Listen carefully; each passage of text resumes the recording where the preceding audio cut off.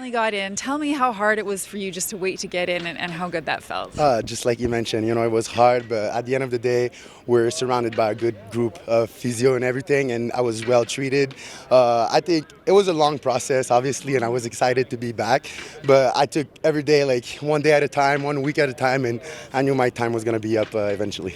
You got the firefighter's helmet. Yes. For people who don't know, tell us what that means and how what it felt like to get it. The firefighter is really a symbol that we're really close with the fire department here in Calgary, and I think the fire department got very similar values, just like the effort, the team bonding, teamwork, and everything. And after each game, the special teamer of the game gets awarded by this helmet. And for me, it touched me a lot because it was my first game back. I was super excited to be back with the boys, and my father is also a firefighter. So like everything was like together, and it was very, very touchful for me. So how good are you feeling? Good now, like back?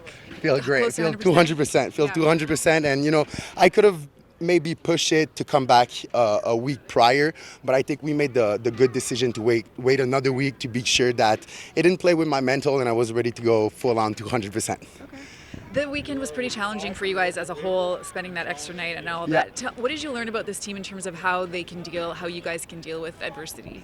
Just like you mentioned, exactly. I think the fact that everything happened during that weekend, we thought we were going to play, then cancel, postpone, stuck in the dorm, stuff like that. It's all challenges, and we know that a season is never a straight arrow, right? We always face bumps and stuff like that, but I think it shows our resilience as a whole team, and just the tightness that we have in between the teammates and the team overall. It showed that together we're able to face every challenge.